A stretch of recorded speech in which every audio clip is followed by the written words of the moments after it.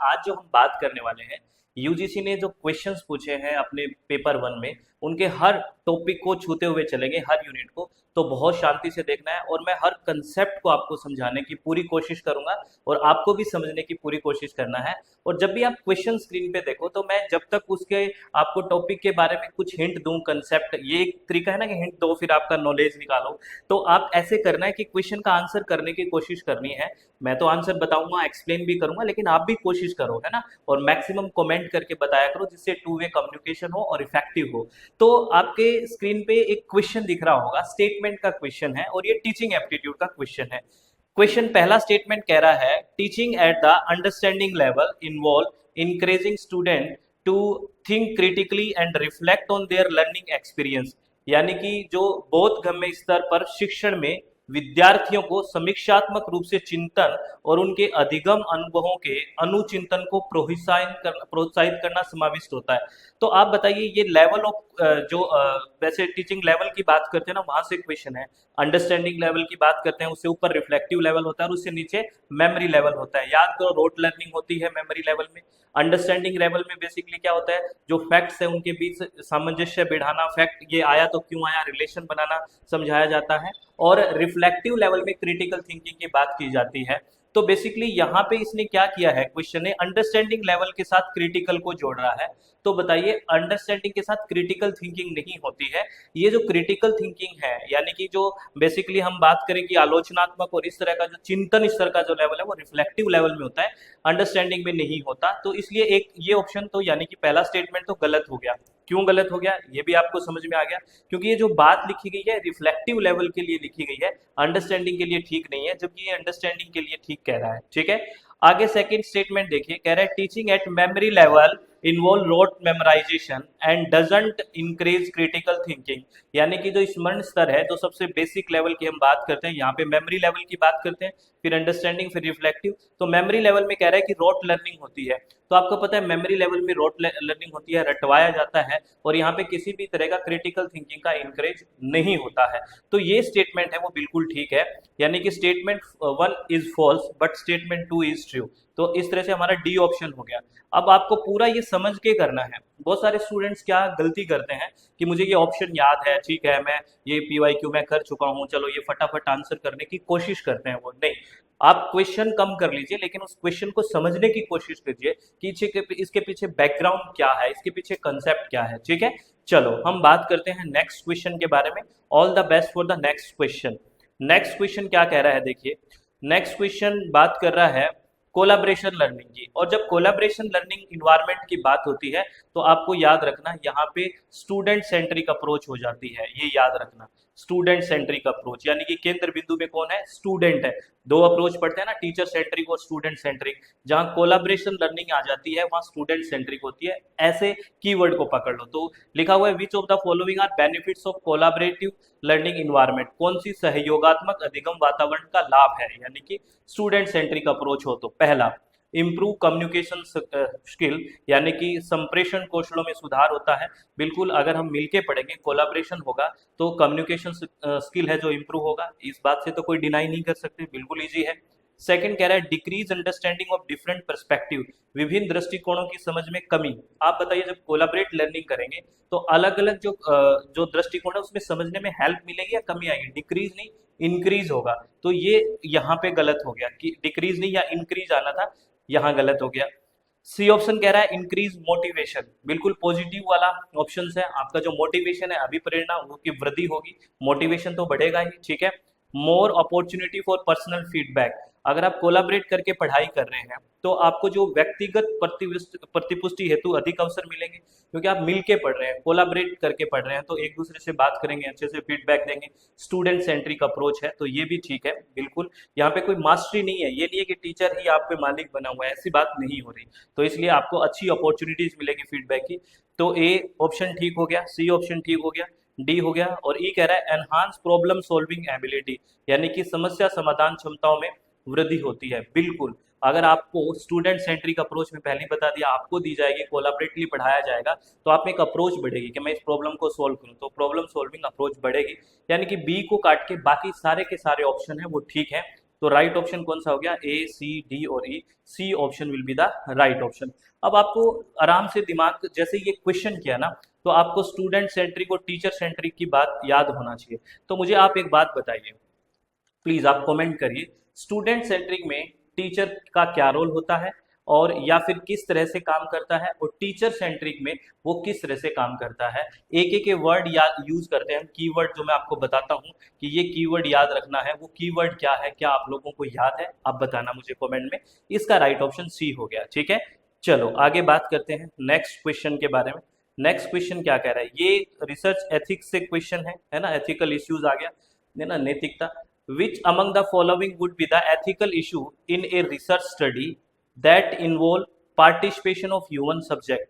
किसी यानी जिस अनुसंधान अध्ययन में मनुष्य की प्रतिभागिता होती है, यानी कि ह्यूमन का इन्वॉल्वमेंट होता है, पार्टिसिपेशन होता है, उसमें निम्नलिखित से कौन सी नैतिक संबंधी मुद्दे सामने आएंगे, कौन सा एथिकल वैल्यूज होगी। पहला, लैक ऑफ इन्फॉर्म्ड कंसेंट, यानी कि सुविचारित सहमति का अभाव। अगर देखिए ये बिल्कुल होगा पहला, एक कारण क्या है, इसको गहराई को समझिए।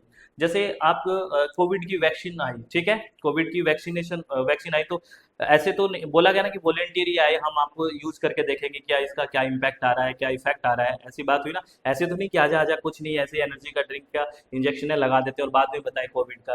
कंसेंट लेना जरूरी होता है ना, बिल्कुल। तो यही कह रहा है कि अगर हमने लैक ऑफ इन्फॉर्म कंसेंट है, हमने सहमति नहीं ली है, अभाव किया है, तो हमने कहीं ना कहीं एथिकल इश्यूज पे ठीक नहीं है, यानी कि हमने एथिकल इश्यूज आ गया, बिल्कुल ठीक है। आगे फिजिकल एंड साइकोलॉजिकल हार्म, अगर आप किसी को भी शारीरिक रूप से या मनोवैज्ञानिक से नुकसान पहुंचाते हो तो सीधा सीधा एक एथिकल इशू है, एक बी हो गया। एक्सेसिव इंक्यूमेंट्स, यानी कि अत्यधिक आप प्रलोभन देना, ये तो एक गलत बात होगी ना, यानी कि आप चीज़ों को फैब्रिकेट करना चाहते हो, फाल्सीफाई करना चाह रहे हो, तो रिजल्ट खराब होंगे, तो ये भी एथिकल इश्यू है। और लास्ट है डीब्रीफिंग, यानी कि अध्ययन के बारे में जानकारी देना। ये कोई बुरा नहीं है, जानकारी देंगे तभी तो रिकरिंग बेसिस से सेमिनार होता है, कोई कमी है सुधार करें, तो ये नहीं आएगा। तो अगर इसमें बात करें, A B C will be the right option, first option will be right option. Important question है, और आपको पता है रिसर्च एथिक्स है ना, हर स्टेप में जरूरी होती है। और रिसर्च एथिक्स के लिए आप मुझे एक बात बताइए, शोध नैतिकता में ये आपके नेट के एग्जाम में क्वेश्चन पूछा है कि हम मैंडेटरी शब्द यूज करते हैं, है ना, या फिर हेल्पिंग शब्द यूज करते हैं। रिसर्च एथिक्स के लिए, रिसर्च में एथिक्स के लिए मैंडेटरी शब्द यूज करते हैं या हेल्पिंग शब्द यूज करते हैं, ये क्वेश्चन पूछा गया है, आप बताना प्लीज, ठीक है। चलो भाई नेक्स्ट क्वेश्चन के बारे में बात करते हैं। नेक्स्ट क्वेश्चन क्या कहता है, नेक्स्ट क्वेश्चन सुन लीजिए, ये भी रिसर्च एप्टीट्यूड से क्वेश्चन है। क्वेश्चन है, in observational research the variables are actively manipulated and the environment is a controlled as possible, है ना। अब एक बात बताइए, आप कोई चीज को ऑब्जर्व कर रहे हो, ऑब्जर्व मतलब एक तरह से अवलोकन कर रहे हो उसका, तो आप बताइए क्या उस चीज को आप मैनिपुलेट कर सकते हो क्या। कोई चीज ऑब्जर्वेशन में है आपके, तो ऑब्जर्वेशन में तो वो घटित हो रही है, बस आपका काम है ऑब्जर्वेशन करना, मैनिपुलेट तो नहीं कर सकते ना, बदलाव नहीं कर सकते, जो कर रहा है वो हो रहा है, वो हो रहा है, सिर्फ ऑब्जर्वेशन है, तो ये गलत हो गया। ये कह रहा है कि एक्टिवली मैनिपुलेट नहीं हो सकता, ये थोड़ा हम एक्सपेरिमेंटल में करते हैं मैनिपुलेशन वगैरह, है ना, लैब वगैरह में, तो ये तो नहीं हो सकता। सेकंड स्टेटमेंट कह रहा है, observation research allow you to eliminate the influence of many extraneous factor, यानी अवलोकनात्मक अनुसंधान आपको कई बाह्य कारणों को के प्रभाव को दूर करने की अनुमति देता है। जब हम मैनिपुलेशन कर ही नहीं सकते, किसी भी तरह का मैनिपुलेशन है ही नहीं, तो अनुमति कहाँ से मिलेगी भाई ऑब्जर्वेशन रिसर्च में, तो ये भी गलत हो गया। यानी कि ऑब्जर्वेशन हमेशा नेचुरल सेटिंग में होता है, ठीक है, वहाँ किसी भी तरह का एलिमिनेशन मैनिपुलेशन नहीं हो सकता, जो है वो है, उसको हम ऑब्जर्व कर रहे हैं। तो दोनों स्टेटमेंट है वो फॉल्स हो गए, तो राइट ऑप्शन कौन सा हो जाएगा, बी हो जाएगा। तो इस तरह से आपको अप्रोच देखनी है क्वेश्चन की कि क्या अप्रोच है, क्या वो पूछना चाह रहा है, इसी पे आपको काम करना है, ठीक है। क्या शांति धैर्य बना हुआ है जीवन में, है ना, भागा दौड़ तो नहीं है, अगर भागा दौड़ करोगे तो दिक्कत है, ठीक है। ये क्वेश्चन आईसीटी से क्वेश्चन है, इंफॉर्मेशन एंड कम्युनिकेशन टेक्नोलॉजी से क्वेश्चन है, which of the following statement A C are correct about hard disk drive, HDD के बारे में, जो स्टोरेज डिवाइस है आपको पता है, उसके बारे में कौन कौन सी चीजें ठीक है आपसे पूछा है। पहला ऑप्शन कह रहा है A, it has no moving part, इसमें कोई चलायमान हिस्सा या मूविंग पार्ट नहीं होता है, ये गलत है, सरासर गलत है। आपने हार्ड डिस्क देखे हो, वहाँ पे मैग्नेटिक फील्ड होता है, वहाँ पे हेड बना होता है, मूवमेंट होती है, तो ऐसा नहीं है कि मूविंग पार्ट नहीं होता, तो ये काट दीजिए। जो एसएसडी आई है नई अभी, है ना, एसएसडी में मूविंग पार्ट नहीं होता और वो वेट में लाइटर ही है, वो updated version of hard disk है। तो ये आपसे क्वेश्चन पूछा जा सकता है, लेकिन हार्ड डिस्क में मूविंग पार्ट्स होते हैं, ठीक है। तो लेकिन ये कह रहा है it has no moving part, तो इसलिए हमने काट दिया। फिर है इट इज नॉन वोलेटाइल, ये बात ठीक है। नॉन वोलेटाइल का मतलब है, आप वोलेटाइल और नॉन वोलेटाइल की बात करते हैं ना, तो नॉन वोलेटाइल का मतलब है कि अगर पावर हटा दिया तो कोई दिक्कत नहीं है, स्टोरेज रहेगा, स्टोरेज उड़ेगा नहीं, ठीक है। हम रैम और रोम की बात करते हैं ना, तो आप मुझे बताओ कमेंट में, रैम और रोम में कौन वोलेटाइल है और कौन नॉन वोलेटाइल है? रैम और रोम। और मैं हमेशा एक बात कहता हूँ, रोम रोम में बसने वाला क्या कहाँ उड़ेगा, तो वो नॉन वोलेटाइल होगा। मैंने आंसर बता दिया। तो ये जो नॉन वोलेटाइल होगा बिल्कुल है। और तीसरा, it use magnetic property to store data, ये तो हम बात कर रहे थे कि मैग्नेटिक प्रॉपर्टी यूज करता है। तो राइट ऑप्शन ए और सी हो गया, यानी कि B option will be the, नहीं ए और सी नहीं, बी और सी, यानी कि ए तो हमने काटा ही है ना कि नो मूविंग पार्ट्स वाला तो काटा है, मूविंग पार्ट्स होता है, तो राइट ऑप्शन हो गया बी एंड सी।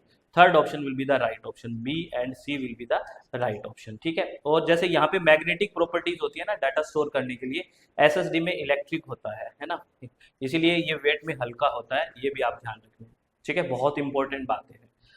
चलो नेक्स्ट क्वेश्चन के बारे में बात करते हैं, और मैक्सिमम आप कमेंट करके बताते रहिए कि ये चीजें जो मैं पूछ रहा हूँ, प्लीज साथ साथ ये चीजें करिए, है ना। ऐसे नहीं कि ऐसे लेटे हुए आराम से देख रहे हैं, जो चल रहा है चलने दो, कोई इंटरेक्शन नहीं है, फिर और वीडियो दिख गई मैं उसको देख लेता हूँ, इसको छोड़ देता हूँ, मैं थोड़ा वो कर लेता हूँ। ऐसे हेजिटेट होने से, ऐसे भागने से सिलेक्शन नहीं होगा। हमारी प्रॉब्लम है, उसको उससे लड़ेंगे, है ना, तभी समस्या का समाधान होगा। और मेरा काम क्या है, आपको डायरेक्शन में भेजना, कि मैं इधर उधर की बातें ना करने की कोशिश करता हूँ, और जो एग्जाम की रिक्वायरमेंट है, जो यूजीसी नेट की रिक्वायरमेंट है, वहाँ हम फोकस करने की कोशिश करते हैं। तो आप भी उस चीज़ को, टेम्परामेंट को बनाए रखिए। आप मेच्योरिटी का एक परिचय दीजिए, ठीक है ना। बेसिकली का selection of resource is the very important, है ना। तो ये आप थोड़ा सा ध्यान रखें। आगे है, एक computer processor will operate fastest when the data is want is in the, computer processor सबसे तेज गति से काम करेगा जब इसका वांछित डेटा कहाँ पे होगा, बताइए। जब आपको पता है सबसे नजदीक यहाँ पे इनमें कैसे मेमोरी है, कैसे मेमोरी में डाटा होगा तो एकदम से फास्ट चला जाएगा। आपको अगर याद है तो हम बात करते हैं, जैसे सीपीयू है ना, सबसे इसके एकदम पास रजिस्टर मेमोरी, फिर कैसे मेमोरी, फिर हम बात करते हैं मेन मेमोरी या रैम की बात करते हैं, और फिर हम सेकेंडरी मेमोरी की बात करते हैं। तो रजिस्टर ऑप्शन में है नहीं, कैसे मेमोरी इसके पास जाएगा एकदम फास्टेस्ट, तो राइट ऑप्शन कौन सा हो गया, कैसे मेमोरी। इंपॉर्टेंट क्वेश्चन है, यहाँ से स्पीड और स्टोरेज का क्वेश्चन पूछा जाता है। स्पीड तो मैंने बता दी, ये सीक्वेंस होगा। अब आप मुझे स्टोरेज का भी बता दीजिए कि स्टोरेज का क्या सीक्वेंस होगा, किसकी स्टोरेज सबसे कम, फिर उससे ज़्यादा, फिर उससे ज़्यादा, और सबसे ज़्यादा स्टोरेज का सीक्वेंस बताना है, किसमें, रजिस्टर, कैसे, प्राइमरी और सेकेंडरी मेमोरी में, ठीक है। चलो आगे बात करते हैं नेक्स्ट क्वेश्चन के बारे में। Next question people development and environment से क्वेश्चन है। क्वेश्चन है, what is the correct increasing order of the contribution to the global warming by the following gases. विभिन्न वैश्विक तापन में निम्नलिखित गैसों के योगदान का सही आरोही क्रम, यानी कि आपको क्या पता है, इंक्रीजिंग ऑर्डर पूछा है कंट्रीब्यूशन में, यानी सबसे कम, फिर उससे ज्यादा, फिर उससे ज्यादा। आपको पता है, मैंने पहले भी पीपल डेवलपमेंट इन्वायरमेंट का एक लगभग 1 घंटे का एक वीडियो, उसमें एक कंसेप्ट भी समझाया था आपको यही यूट्यूब पे। आपको एक चीज तो पता है, सबसे ज्यादा जो कंट्रीब्यूशन है, मैंने उसमें बताया था लगभग 60 to 65% कार्बन डाइऑक्साइड का है। 60 to 65% ग्लोबल वार्मिंग में कार्बन डाइऑक्साइड का कंट्रीब्यूशन है, और सबसे ज्यादा है। तो आपको पता है बी सबसे लास्ट में आएगा, क्योंकि हमें कम से ज्यादा की तरफ बढ़ना है, और बी सबसे लास्ट में सिर्फ और सेकंड ऑप्शन में ही है। सिर्फ इसी बात का, अगर इतनी सी इंफॉर्मेशन आपके पास है, बिल्कुल सिंपल इंफॉर्मेशन, तो भी एक क्वेश्चन ठीक हो गया, इधर उधर भागने की जरूरत ही नहीं है। अब देखो, अगर इसमें देखो सबसे कम इनमें नाइट्रस ऑक्साइड की है, लगभग 6% होता है नाइट्रस ऑक्साइड का। और मीथेन की बात करें तो लगभग मीथेन का लगभग यानी कि 20 तक पहुंच जाता है, 20% के लगभग हो गया। तो इसमें सबसे कम नाइट्रस ऑक्साइड, उससे ज्यादा मीथेन, और कार्बन डाइऑक्साइड का सबसे ज्यादा। तो ये इंपॉर्टेंट है, ये आपको देखना है, ठीक है ना। और आपको मुझे एक बात और बता दो, सर इतने क्वेश्चन क्यों पूछ रहे हो, हम डिस्कस कर रहे हैं, टू वे कम्युनिकेशन कर रहे हैं। आप बताओ पोटेंशियल सबसे ज्यादा किसका है इनमें, पोटेंशियल, ये जो चीजें लिखी, कंट्रीब्यूशन हमने सबसे ज्यादा कार्बन डाइऑक्साइड का देख लिया। तो आप मुझे बताओ जो ग्लोबल वार्मिंग में इनमें सबसे ज्यादा पोटेंशियल किसका है, यानी कि पोटेंशियल, ठीक है, ये बताना है आपको। चलो आगे बात करते हैं नेक्स्ट क्वेश्चन के बारे में। नेक्स्ट क्वेश्चन क्या कहता है, वाह बहुत शानदार क्वेश्चन है, पीएच के बारे में क्वेश्चन है। चलो pH is in important water quality parameter. आपको पता है पीएच, आप अगर साइंस के स्टूडेंट नहीं भी हो तो कोई बात नहीं, ऐसा बोलते हैं ना कि पानी का कितना टीडीएस है, कितना पीएच है, ये बात तो होती है ना। तो आप इम्पोर्टेंट पैरामीटर है पीएच का, तो इसके बारे में सबको जानकारी होना चाहिए। पहला कह रहा है pH is a measure of acidity in water, यानी कि जल कितना अम्लीय है ये बताता है पीएच, बिल्कुल ठीक बात है। PH is a measure of basicity in water, जल कितना क्षार है ये भी बताता है, बिल्कुल बताता है, क्योंकि जब हम पीएच मीटर की बात करते हैं तो आप ऐसे बात करते हो ना, यानी कि 0 से लेके 14 तक वैल्यू होती है और बीच में यहाँ पे 7 होता है। अगर 7 से ऊपर जाएगा तो ये बात करेगा क्षारीयता की, यानी कि बेसिसिटी की। अगर 7 से नीचे आएगा तो ये बात करेगा किसकी, एसिडिटी की, अम्लीयता की। और अगर वैल्यू 7 है तो वो न्यूट्रल होगा, यानी कि उदासीन होगा, ये पता है आपको। तो ये दोनों चीज बता रहा है, एसिडिटी की बात कर रहा है कि अगर 7 से बेसिकली कम है तो एसिडिटी बताएगा, 7 से ज्यादा है तो बेसिसिटी। तीसरा, can have value only up to 10, ये गलत हो गया।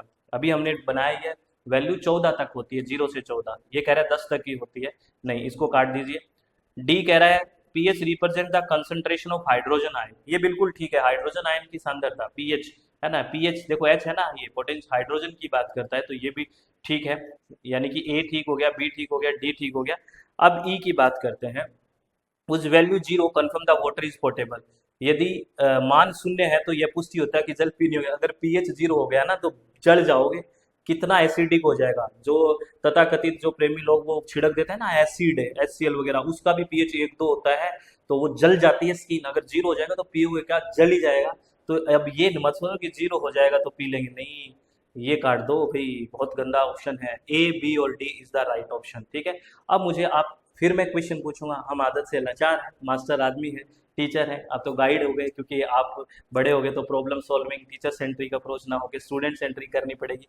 तो आप मुझे एक बात बताइए कि जो पीएच होता है ड्रिंकिंग वाटर का कितना होता है ना, ड्रिंकिंग वाटर का पीएच कितना होता है, ये आपसे यूजीसी में पूछा गया क्वेश्चन है कि what is the pH of drinking water का, जो ब्यूरो ऑफ इंडियन स्टैंडर्ड में रखा गया है, कितना होना चाहिए, ये आपको बताना है, ठीक है। चलो, तो राइट ऑप्शन इसका कर लिया। अब आगे बात करते हैं, आगे क्वेश्चन कह रहा है which of the following is a chemical treatment process in context of water treatment, यानी कि जब हम वाटर को ट्रीट करते हैं, है ना, जो वेस्ट वाटर होता है, तो उसमें केमिकल का कौन सा है, तो आपको पता है इसमें जो कोएगुलेशन करना, कोएगुलेशन में क्या है, केमिकल डालते हैं कुछ और दो छोटे छोटे पार्टिकल पास आके चिपक जाते हैं, तो कोएगुलेशन एक केमिकल है। और जो सेडिमेंटेशन है, यानी कि नीचे जमा हो जाना, ये फिजिकल प्रोसेस है, फिल्ट्रेशन, ग्रिड चैम्बर, ये सब फिजिकल है, केमिकल एक ही है, कोएगुलेशन, और यही बताना है। थोड़ा सा इसके बारे में एक्सप्लेन भी कर देता हूँ, थोड़ा डीपली भी आपसे क्वेश्चन पूछा जा सकता है। तो देखिए कोएगुलेशन क्या करता है, जो हमने केमिकल की बात की है, coagulation involve the addition of chemical like alum, यानी कि जो फिटकरी की बात करते हैं वो, और ferric sulphate to water which destabilize the particle and cause them to clump together forming flocks. This process prepare the water for further removal of solid through sedimentation and filtration. क्या होता है, जैसे ही हमने केमिकल डाला तो छोटे छोटे particle है वो पास आके चिपक जाएंगे, भारी हो जाएंगे, नीचे बैठ जाएंगे, तो फिर सेडिमेंटेशन और फिल्ट्रेशन का प्रोसेस होगा। तो सेडिमेंटेशन क्या है, ये बेसिकली एक फिजिकल प्रोसेस है जिसमें पार्टिकल्स नीचे सेटल डाउन हो जाते हैं, सेडिमेंट यानी कि अवसाद हो जाना। उसके बाद है फिल्ट्रेशन, यानी कि छानना, जो छोटे छोटे पार्टिकल्स होते हैं वो फिल्ट्रेशन से बाहर रह जाएंगे, यही है। और ग्रिड चैम्बर क्या होता है, एक फिजिकल प्रोसेस है, जो हैवी पार्टिकल है जैसे सैंड है, ग्रेवल है वाटर में, वो ना स्लोविंग डाउन द फ्लो, उसका फ्लो धीरे कर देते हैं तो वो नीचे जमा हो जाते हैं। तो वो बाकी के सारे फिजिकल है, एक कोएगुलेशन है वो केमिकल है, वही आपको बताना था, ठीक है। चलो बहुत बढ़िया, आगे बात करते हैं। अब ये क्वेश्चन आपने देखा, ये सस्टेनेबल डेवलपमेंट से क्वेश्चन है ना, सस्टेनेबल डेवलपमेंट गोल्स की बात करते हैं, मिलेनियम डेवलपमेंट गोल्स की बात करते हैं, और यहाँ पे 3 चीजें बहुत जरूरी है याद करना। सस्टेनेबल डेवलपमेंट गोल हर बार क्वेश्चन आ रहे हैं, मिलेनियम डेवलपमेंट गोल से भी क्वेश्चन आ जाते हैं, और national action plan on climate change, national action plan on climate change, NAPCC, यहाँ से क्वेश्चन आते हैं, बहुत इंपॉर्टेंट है, और 10 मिनट में आपको याद हो जाएंगे।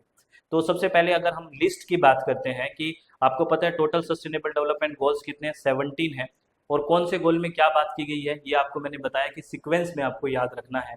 तो सबसे पहले सस्टेनेबल डेवलपमेंट गोल नंबर 7 है, SDG 7 है, उसमें क्या बात की गई है, आपको पता है सस्टेनेबल डेवलपमेंट गोल 7 में बात की गई है वहनीय और किफ़ायती ऊर्जा, यानी कि अफोर्डेबल एनर्जी की। ए के साथ हम 4 को मैच करेंगे, ए के साथ 4 में 2 ऑप्शन आ गए हमारे पास, थर्ड और फोर्थ तो कट गया, एलिमिनेशन मेथड बहुत जरूरी है। Second option sustainable development goal 6 की बात करें तो बेसिकली बात करते हैं क्लीन वाटर एंड सैनिटेशन की, तो सेकंड के साथ बी के साथ 1 हो गया, तो ये हमारे को फर्स्ट ऑप्शन मिल गया। अब आपको लिख के रखना है, यानी कि ए का 4, बी का 1, सी का 2, डी का 3, ये इंपॉर्टेंट क्वेश्चन है, प्लीज आपको लिख के रखना है। आप लोगों से रिक्वेस्ट है, ये 17 के 17 गोल आपको याद होना चाहिए कि कौन सा गोल है, किस लिए है, ठीक है ना, फर्स्ट गोल कौन सा है, सेकंड गोल कौन सा है, ये सब आपको पता होना चाहिए, ठीक है। चलो आगे बात करते हैं नेक्स्ट क्वेश्चन के बारे में। ये क्वेश्चन अर्थक्वेक से है ना, भूकंप की जो तरंगे हैं, भूकंप के से क्वेश्चन पूछा गया है। Which of the following are body, वो body waves generated during an earthquake, जब अर्थक्वेक आता है तो कौन कौन सी बॉडी वेव्स आती हैं। तो आपको पता है हम कई तरह की बात करते हैं, P wave, S wave, L wave, कुछ याद आया? जो ये पी वेव्स होती है और एस वेव होती है, ये बॉडी वेव्स होती हैं, ये दोनों, ठीक है। इसका राइट ऑप्शन तो ए और बी हो जाएगा। अब बॉडी वेव्स का मतलब क्या है, ये इंटरनल पार्ट में, जैसे सॉलिड, जैसे पी वेव की बात होती है, जो प्राइमरी वेव होती है, सॉलिड, लिक्विड और गैस तीनों में से ट्रेवल कर सकती है, बॉडी वेव्स है ये। और एस वेव्स है, सेकेंडरी वेव्स ओनली सॉलिड में ट्रेवल करती है, ठीक है। जो एल वेव या रिले वेव्स जो होती हैं वो सरफेस वेव्स है, सरफेस पे आती है वो, ठीक है। तो इसलिए बॉडी वेव में पी और एस को हमने चूज किया, राइट ऑप्शन ए और बी हो गया, ठीक है।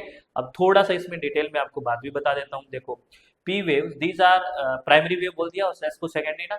P waves, these are compressional wave that can travel through solid, liquid and gas। एक बार ऐसा क्वेश्चन पूछ लिया कि कौन सी वेव है जो तीनों स्टेट से गुजर सकती है, सॉलिड, लिक्विड और गैस से, तो वो है P waves, ठीक है। Making them the fastest seismic wave to reach a seismic station। और S waves are secondary wave, these are shear wave that can only travel through solid। S से secondary, S से solid, याद रखना। L waves यानी कि love waves are surface waves which travel along with earth surface and not through the interior, इसलिए surface wave. अब question में आपसे बॉडी वेव्स पूछा, हो सकता है सरफेस वेव पूछे तो एल वेव्स और रिले वेव आ जाता है। Relay waves also surface waves travelling along the earth surface with A rolling motion, ठीक है। तो ये आपको ध्यान रखना है। चलो बहुत बढ़िया। अगर आपको क्वेश्चन बताना है तो बता सकते हैं, फोकस और एपी सेंटर में क्या डिफरेंस होता है। जब अर्थक्वेक में दो शब्द पढ़ते हैं ना, एक शब्द पढ़ते हैं फोकस और एक शब्द पढ़ते हैं अभिकेंद्र या एपी सेंटर की बात करते हैं, तो आप बताइए उन दोनों में क्या डिफरेंस है, क्या होते हैं वो, है ना। चलो next question, sustainable development goal which cover life long learning is, सतत विकास लक्ष्य है जिसमें आजीवन शिक्षा शामिल है, वो कौन सा है। मिलेनियम डेवलपमेंट गोल में भी कुछ बात की गई है एजुकेशन में, तो आप बताना कौन सी एजुकेशन की बात की गई है। अगर सस्टेनेबल डेवलपमेंट गोल की बात करें तो लाइफ लॉन्ग के लिए वहाँ पे क्वालिटी एजुकेशन की बात की गई है। सस्टेनेबल डेवलपमेंट में किसकी बात की गई है, गुणवत्तापूर्ण शिक्षा या शिक्षा की गुणवत्ता, क्वालिटी एजुकेशन की बात की गई है, ठीक है। लेकिन मैंने आपसे क्वेश्चन क्या पूछा है, मैंने क्वेश्चन पूछा है जैसे सस्टेनेबल डेवलपमेंट गोल्स में क्वालिटी एजुकेशन की बात की गई है, तो मिलेनियम डेवलपमेंट गोल्स में कौन सी एजुकेशन की बात की गई है, आप ये भी मुझे बता दीजिए। चलो बहुत बढ़िया, बता देंगे सर, इतने क्वेश्चन पूछ लिए सर, मैं तो कम पूछ रहा हूँ। यूजीसी में जाओगे पेपर में, वहां पे तो क्वेश्चन पूछेंगे, आंसर करना है ना। मैं ये बात कर रहा हूँ कि आपका टेम्परामेंट ऐसा है क्या। आप अगर परेशान हो जाओगे, क्वेश्चन पूछ रहे हैं और आंसर नहीं करोगे, तो ये आप सिद्ध करता है कि आपकी तैयारी उस लेवल की नहीं है, आपका फ्रस्ट्रेशन हावी है। मैं तो यही मानूंगा ना भाई। अब आप डिपेंड, आप खुद ही मानिए कि मैं कुछ पूछ रहा हूँ और मैं पढ़ाई से रिलेटेड बात कर रहा हूँ, इधर उधर की बात नहीं कर रहा। हर क्वेश्चन से मैं आपको कुछ दूसरा पहलू भी पूछना चाह रहा हूँ कि क्या आपको ये पता है या नहीं पता है, तो आप बताओगे तभी पता लगेगा ना कि आपको कितना आता है, कितना नहीं आता। कमेंट करेंगे, डिस्कस करेंगे क्या सीखा है। मैं आप लोगों से प्लीज़ एक बात रिक्वेस्ट करता हूँ, मेरा बहुत एक्सपीरियंस है ना, 10 साल मुझे पढ़ाते हुए हो गए, मेरी डॉक्टरेट पीएचडी भी हो गई, बहुत सारी चीज़ें देखी है मैंने। रिसोर्स बहुत अवेलेबल है, इधर से उधर से बहुत ज़्यादा है। सिलेक्शन कीजिए कि आपको कौन सा पढ़ना है, कौन सी चीज़ें जो एग्जाम ओरिएंटेड है। बहुत ज़्यादा इन्फॉर्मेशन का अगर ओवरलोड कर लोगे, रिटेन नहीं कर पाओगे तो क्या मतलब है। मेरी बात समझ रहे हो ना। तो इन्फॉर्मेशन इतनी ही होनी चाहिए जिसको रिटेन कर सकें, जिसको हम अप्लाई कर सकें। मुझे तो यही लगता है तभी बात बनेगी, परफॉर्मेंस तभी आएगी निकल के ना। चलो जब क्वालिटी की बात आई तो मैंने ये बात कर दी भाई, है ना। यहाँ पे कुछ ये हायर एजुकेशन सिस्टम से क्वेश्चन है, हायर एजुकेशन सिस्टम से भाई, क्योंकि कमीशन की बात आ गई। यहाँ कुछ एजुकेशनल कमीशन है और उनके चेयरमैन दिए हुए हैं। तो यूनिवर्सिटी एजुकेशन कमीशन, जो आपको पता है स्वतंत्रता के बाद सबसे पहली बार आया, ये भी आपसे क्वेश्चन पूछा है। तो यूनिवर्सिटी एजुकेशन कमीशन है, उसके जो चेयरपर्सन थे आपको पता है डॉक्टर राधा कृष्णन, ठीक है, ये बात बिल्कुल ठीक है। सेकेंडरी एजुकेशन कमीशन, जिसको मोदिलियार भी बोलते हैं, तो बी का 4 हो गया, ए का 3 हो गया, बी का 4 हो गया, है ना। ऐसे मेरे पास सेकंड ऑप्शन सीधा बन ही गया, है ना। और इंडियन यूनिवर्सिटी कमीशन है, तो उसमें रिलेटेड है थॉमस रिले, याद करो। और नेशनल नॉलेज कमीशन, है ना, इसके बारे में भी अलग से क्वेश्चन पूछते हैं सैम पित्रोदा जी। तो इसका राइट ऑप्शन सेकंड हो गया। अब मैं थोड़ा इनके बारे में डिटेल में आपको बता देता हूँ, कुछ बातें आपको सुननी है वो, क्योंकि नॉलेज कमीशन से अलग से क्वेश्चन पूछा जाता है, नेशनल नॉलेज कमीशन से। ये इंपॉर्टेंट क्वेश्चन है, ये ध्यान रखना। चलो बात करते हैं। देखिए द इंडियन, पहले सबकी बात कर लेते हैं। सबसे पहले इंडियन यूनिवर्सिटी कमीशन आपको पता है 1902 में आया, also known as Raleigh commission. जो रिले कमीशन, जो नया नाम सुना होगा आपने, पता नहीं सुना है नया कि नहीं। इंडियन यूनिवर्सिटी कमीशन पढ़ते हैं ना, आपको याद है हम चार्टर एक्ट से पढ़ते हैं, 1813 की बात करते हैं, मगर मोटा मोटी बात करूँ 1813 की बात करते हैं, है ना। फिर हम 1854 की बात करते हैं, कुछ याद कीजिए, वुड डिस्पैच वगैरह। फिर हम 1857 की बात करते हैं कि ये यूनिवर्सिटियां बनी, कोलकाता, मुंबई, मद्रास, याद कीजिए। फिर 1902 की बात करते हैं, फिर 1904 की बात करते हैं, फिर 1906 की बात करते हैं, फिर 1911 की बात करते हैं। फिर हम थोड़ा थोड़ा चीज़ों को समेटने की कोशिश करते हैं, और फिर हम सीधा का सीधा यहाँ आ जाते हैं कि थोड़ा एजुकेशन पॉलिसी की तरफ जाते हैं ना, कि 68, 86 थोड़ा यहाँ मैं बताने की कोशिश करता हूँ। फिर हम सीधा का सीधा जो स्वतंत्रता के बाद सबसे पहले एजुकेशन कमीशन आया, वहाँ की बात करता हूँ 47-48 में, है ना। फिर हम बात करते हैं बेसिकली सेकेंडरी एजुकेशन कमीशन की बात करते हैं, है ना। ऐसे ऐसे 1902, 1904 की भी बातें होती है, और ऐसे ऐसे करते हुए आपको मैं 1813 से लेके 2020 की जो नेशनल एजुकेशन पॉलिसी है वहाँ तक कनेक्ट करता हूँ कि क्या क्या एजुकेशन में हुआ है। तो वो चीज़ याद करिए आप, ठीक है। तो ये इंडियन यूनिवर्सिटी कमीशन 1902 में, है ना, और इंडियन यूनिवर्सिटी एक्ट आया 1904 में, अगर आपको याद है तो। इसको रिले कमीशन भी बोलते हैं। वो establish on assess on recommendation improvement of higher education system in British India. और इसको अपॉइंट किसने किया? लॉर्ड कर्जन ने, है ना, और सर जो थॉमस रिले ने। ये आपको ध्यान रखना है। और नेशनल नॉलेज कमीशन की बात करूं आपसे, इसकी ईयर भी पूछते हैं कि ये कब आया।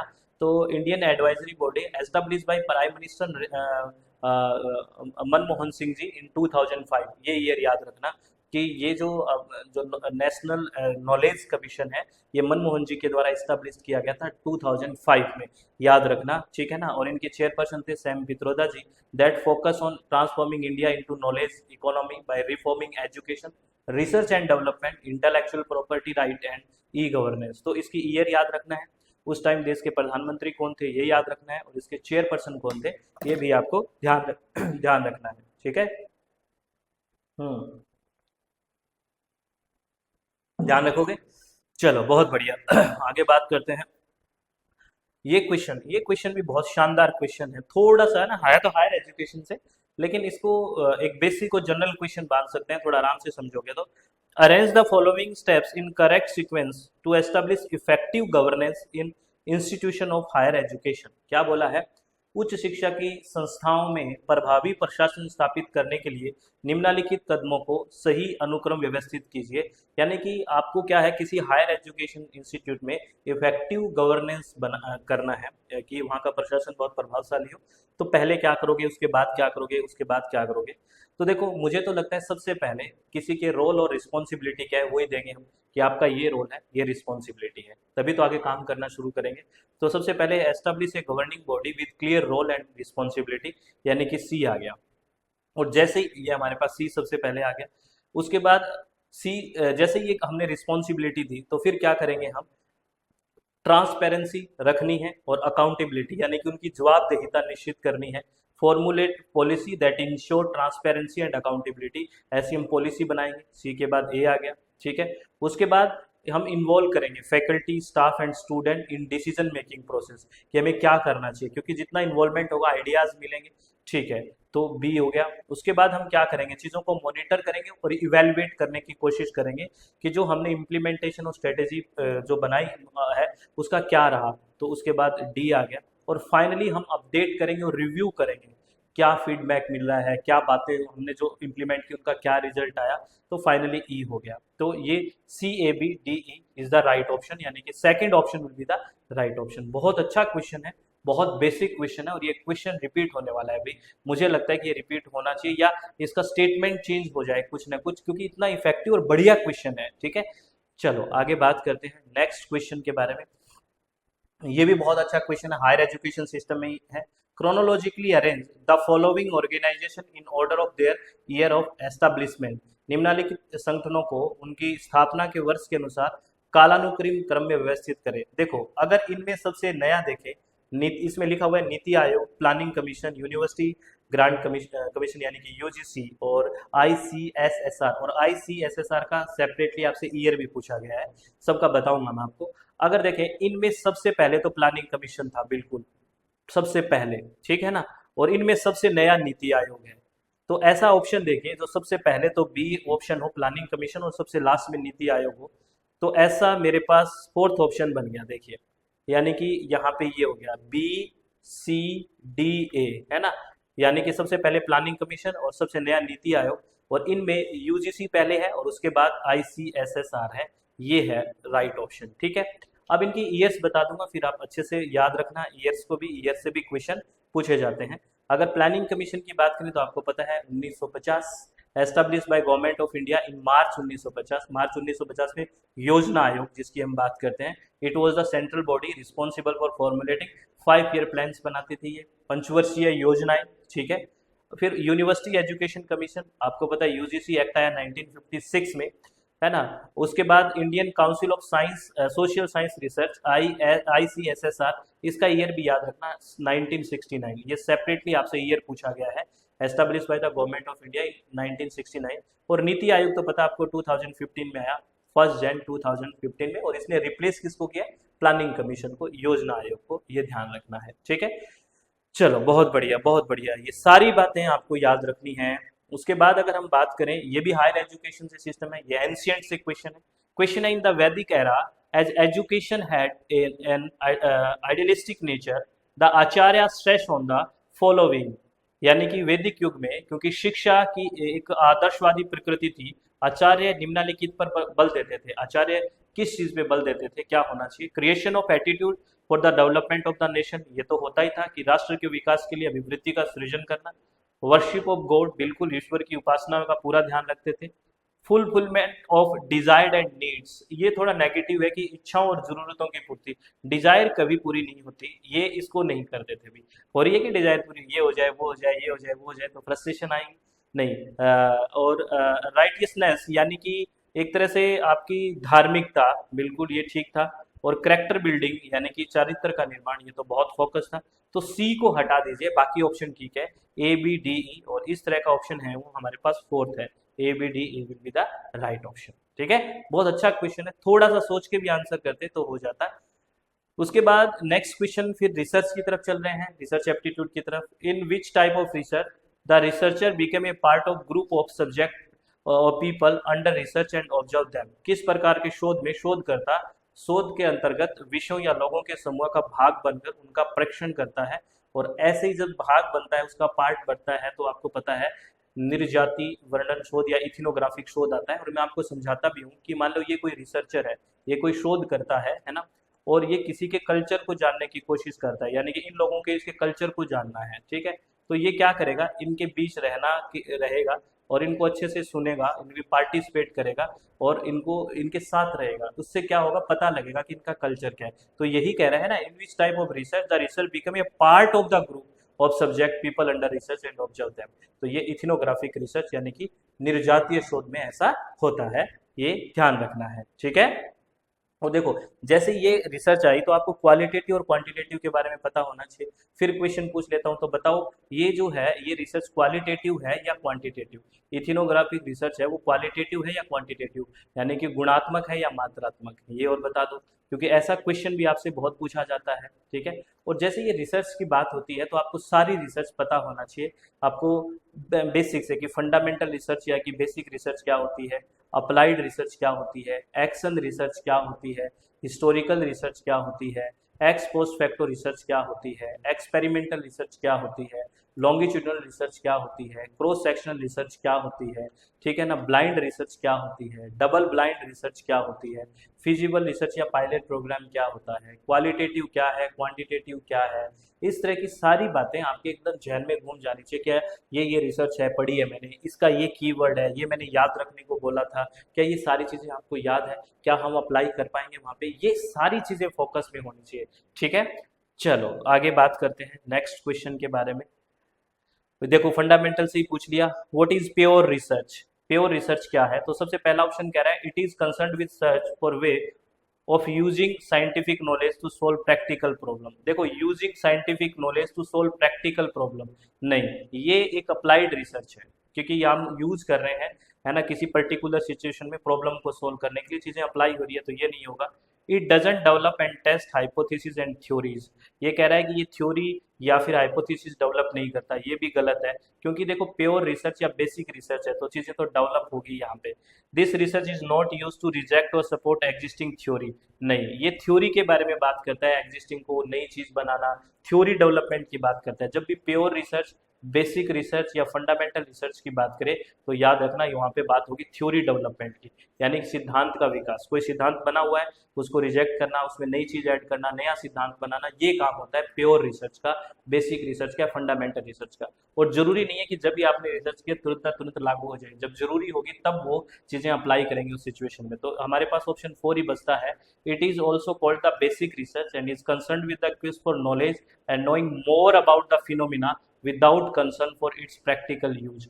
यही कह रहे हैं ना, इसे मूल शोध भी कहा जाता है, और इस यह ज्ञान और ज्ञान की खोज और घटना की व्यवहारिक उपयोग की चिंता किए बिना उसके बारे में अधिक जानकारी या जानने से संबंधित है। ये नहीं कि अभी व्यवहार में एकदम से यूज हो जाए, वो थ्योरी डेवलप करने में पूरा फोकस करता है, ये बात कहना चाहता है। ठीक है, चलो अब ये क्वेश्चन देखिए, arrange the steps of classroom action, है ना, एक्शन रिसर्च के स्टेप्स पूछ लिए, तो इसके तो चीज एक ही बोलता हूँ, प्यार, PAOR, प्लान, PAR, प्लान के बाद एक्ट, एक्ट के बाद ऑब्जर्व, है ना, ऑब्जर्व के बाद रिफ्लेक्ट, और रिफ्लेक्ट के बाद फॉलो अप है।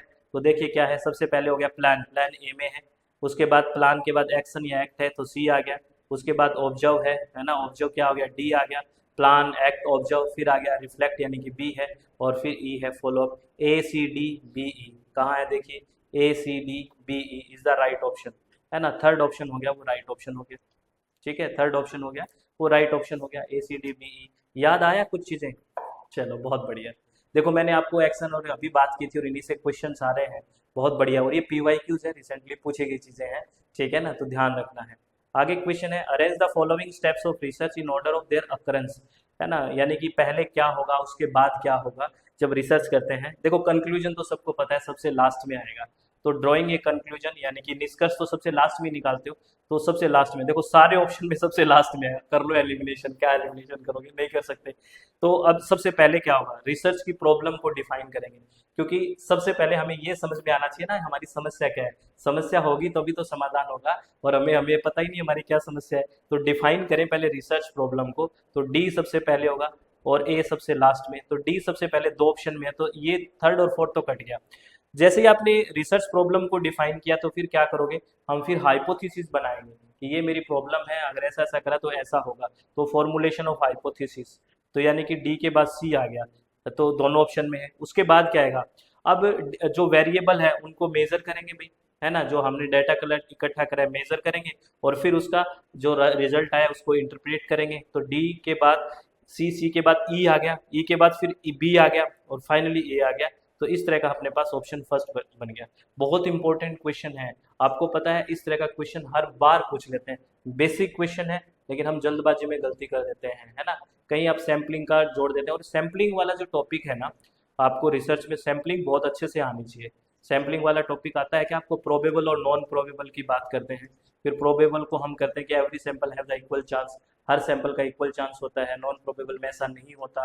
फिर प्रोबेबल को हम अलग अलग पढ़ते हैं, रैंडम सैम्पलिंग की बात करते हैं, stratified sampling, cluster sampling, systematic sampling, फिर नॉन प्रोबेबल में आते हैं, जजमेंट सैम्पलिंग की बात करते हैं, है ना, कोटा सैम्पलिंग की बात करते हैं, नेटवर्किंग या नेटवर्किंग सैम्पलिंग होती है ना, स्नोबॉल सैम्पलिंग की बात करते हैं, ये और डायरेक्शनल सैम्पलिंग की बात करते हैं। ये सारी सैम्पलिंग का भी बहुत इंपॉर्टेंट टॉपिक है, ये आपको आना चाहिए, यहाँ से हर बार क्वेश्चंस पूछे जा रहे हैं, ठीक है। प्लीज़ ध्यान रखनी है इन बातों को जो मैं आपको कह रहा हूँ, नहीं ध्यान रखोगे तो अपना ही नुकसान करेंगे हम, और किसका करेंगे, ठीक है। ये क्वेश्चन लॉजिकल रीजनिंग से है, एलआर से क्वेश्चन है, और एलआर में जो फालेसीज है ना, फालेसीज से बहुत इंपॉर्टेंट क्वेश्चन है ये भाई। क्या क्वेश्चन है देखिए, identify the fallacy committed in the following argument. नीचे कुछ आर्ग्यूमेंट लिखा हुआ है और उसमें पूछा है कि कौन सी फालेसी है। There must be intelligent life on other planet, ठीक है, no one has proven that there is not. दूसरे ग्रहों पर भी बुद्धिमान जीवन होना चाहिए, अभी तक कोई भी यह सिद्ध नहीं कर रहा कि ऐसा नहीं है। देखो ये हम एक और दूसरे एग्जाम्पल से पढ़ते हैं, ये राइट ऑप्शन है फर्स्ट, अपील टू इग्नोरेंस, है ना, कि किसी ने इसको इग्नोर नहीं किया इसलिए सच है। जैसे कई बार ऐसे बोलते हैं, अरे वो तेरे से है ना बहुत प्यार करती है, उसको कॉल कर। आपने पूछा क्यों, कभी उसने आके मना किया है क्या कि वो तेरे से प्यार नहीं करती? ये कोई बात है, हर कोई आके आपको मना करेगा क्या? या फिर ऐसे कहें, ओए मैं ना दुनिया का सबसे इंटेलिजेंट आदमी हूँ, क्यों? क्योंकि मुझे किसी ने नहीं कहा कि मैं इंटेलिजेंट नहीं हूँ। यानी कि ये क्या है, एक फालसी है, वो कौन सी है, अपील टू इग्नोरेंस। ऐसी बात ये कह रहा है कि है ना अदर प्लेनेट पे ना इंटेलिजेंट लोग रहते होंगे। उसे पूछा क्यों भाई ऐसे, उसका तर्क था कि भाई इसलिए ऐसा है कि किसी ने तो नहीं कहा कि इंटेलिजेंट यहाँ नहीं रहते, ये क्या यहाँ वहाँ इंटेलिजेंट किसी ने प्रूव थोड़ी करा है। तो ये अपील टू इग्नोरेंस हो जाता है इसका राइट ऑप्शन, ठीक है। और फालेसीज से हर बार क्वेश्चंस आते हैं, आपको ये भी बात पता है। उसके बाद क्वेश्चन है, यही फालेसीज से क्वेश्चन है, I have listen to the parliament speech of the president of the country X Y Z once, है ना। ये कह रहे हैं मैंने एक्स वाई जेड देश के राष्ट्रपति का संसद में दिए गए भाषण को सुना, एक बार उसने सुना है, वंस, है ना।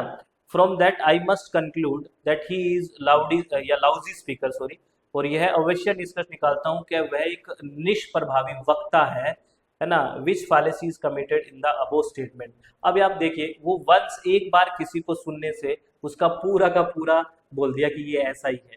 तो यानी कि उसने जो जनरलाइजेशन किया वो बहुत जल्दी में किया है, यानी कि हास्टी जनरलाइजेशन, यानी कि अविचारित सामान्यीकरण कर दिया।